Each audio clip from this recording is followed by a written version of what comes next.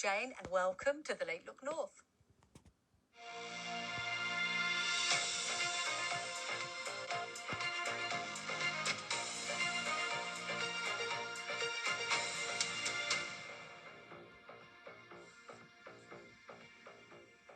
Hello, I'm Sharon Barbour. NHS managers say that the region's hospitals are being put under more pressure by the 5-day doctors' strike that began today. The action by resident doctors, who were known as junior doctors, is over pay and concerns over jobs. And it comes as hospitals deal with hundreds of patients with flu. Mark Denton reports. On a soggy Wednesday morning, resident doctors gathered on the picket line outside Newcastle's RVI. This 5-day strike, the 14th in 2 years, will last until Monday. At issue, doctors' pay and a shortage of jobs. Last year, 30,000 doctors applied for only 10,000 specialty training places. These were doctors who were applying to be your GPs of the future, your A&E consultants of the future. Our pay is down by over a fifth compared to 2008. But equally, after years of investment, when doctors want to go into their specialism training, to continue working for patients, to continue improving and developing as a doctor, to become the consultants of the future, they're getting locked out of those opportunities. And on the picket line today, some who feel after years of training, they may have to move abroad.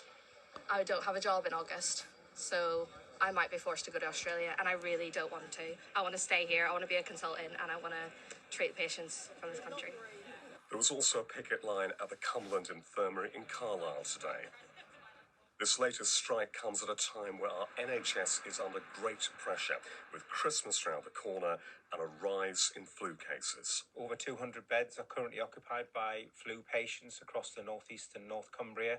So it will add some extra pressure. So we're asking people to use our services wisely, keeping emergency departments for true emergencies, and for anything else, either contacting your GP, community pharmacy, or NHS 111. So how far do the striking doctors have public support?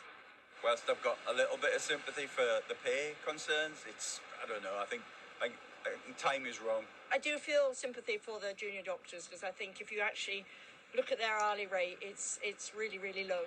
The government says it's increased specialist training places for resident doctors and covered more expenses for them, like exam fees. But they will not discuss pay, as they say resident doctors have already had pay rises totalling nearly 30% over the last 3 years. Mark Denton, BBC Look North at the RVI in Newcastle.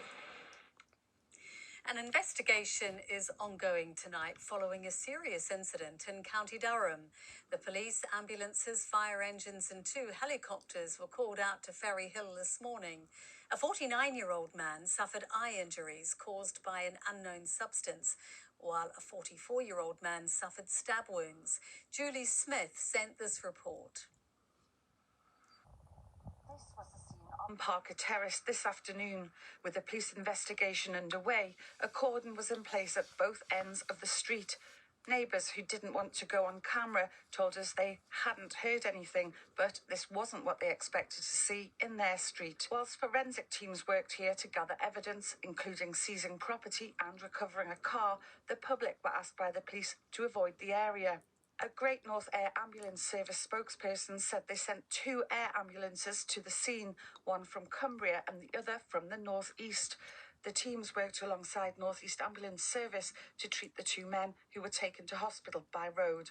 Durham Constabulary issued a statement saying officers are confident that this was a targeted, isolated attack with all individuals known to each other.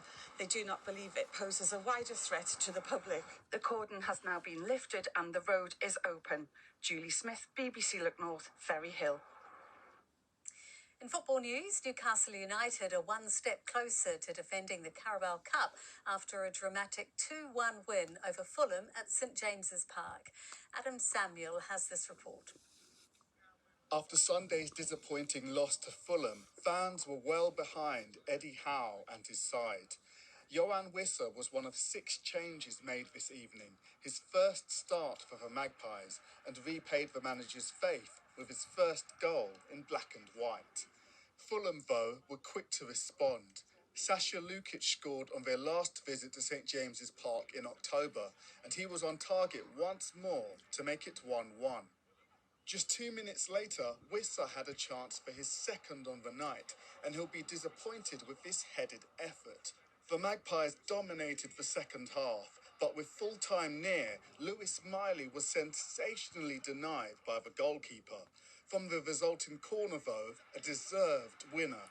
Local lad Miley flicking home, and Newcastle into their third Carabao Cup semi-final in the last 4 years. And Newcastle will find out their semi-final opponent later this evening. Time now for the weather. Here's Keeley. Hello there, good evening. Some more wet weather on the cards, I'm afraid, through tomorrow. It'll start off on a fine note, some sunshine, but it'll cloud over from the south with rain spreading northwards through the day, and some of it will be on the heavy side.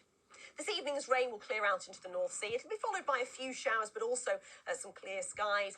The winds will tend to ease down a little, but still too breezy for any problems with mist and fog. And temperatures only dropping to 7 or 8 degrees, so a mild night to come as well. And pretty decent start to Thursday morning. It is going to gradually cloud over from the south, but largely dry through the morning until this rain just starts to edge up from the south, and then it'll set in for the afternoon. Some vivid colours indicating how heavy the rain will be, and temperatures tomorrow afternoon only getting up to around 9 or 10 degrees. Quite breezy conditions as well. Looking further ahead, on Friday, a few showers in the mix, particularly for western parts, some sunshine further east. In the east, still some sunshine on Saturday, but rain starting to push in from the west. Well, that's all from the late team, with just 8 sleeps left until Christmas. We hope you have a very good night's sleep tonight. Bye-bye.